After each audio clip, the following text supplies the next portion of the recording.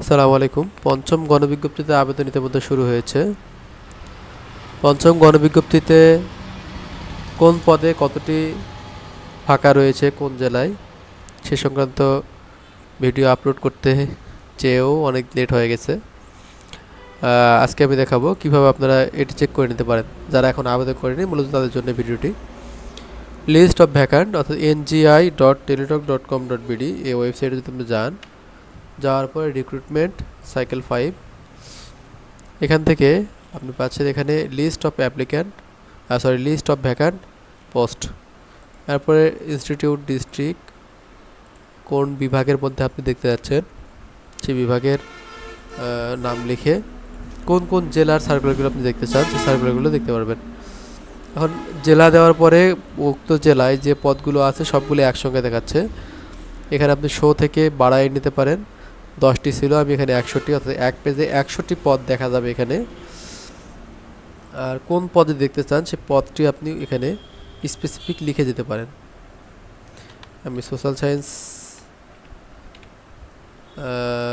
Science এই পদে সর্বমোট কয়টা ফাঁকা আছে ঠাকুরগাঁও ডিস্ট্রিক্টে এটা দেখতে যাচ্ছে। আপনি চাইলে এখানে ইন্ডিভিজুয়ালি জেলা বা উপজেলা ভিত্তিক ভাগ করে নিতে পারেন। আমি উপজেলার উপর ক্লিক করলে জাস্ট উপজেলা অনুযায়ী সিরিয়ালে আসবে।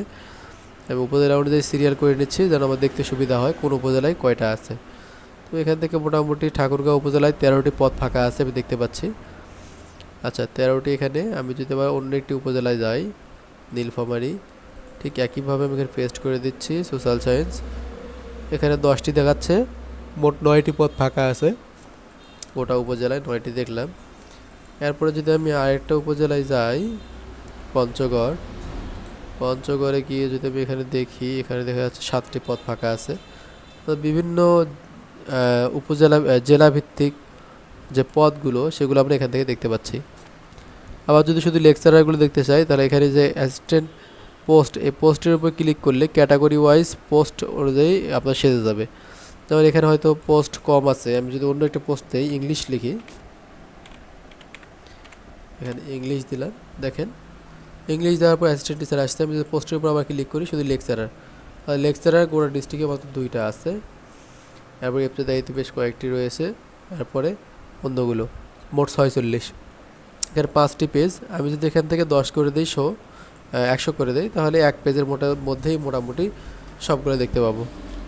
তো এইভাবে যে কোনো উপজেলায় যে কোনো জেলায় আপনি বিজ্ঞপ্তিগুলো দেখে নিতে পারবেন এক নজরে, জাস্ট একটা ক্লিক ওয়েবসাইটে ভিজিট করে। তো অন্য ভিডিওতে আমি কীভাবে আবেদন করবেন এবং বিজ্ঞপ্তি সম্পর্কে বিস্তারিত আলোচনা করেছি, আপনি একটু দেখে নেবেন। আসসালামু আলাইকুম।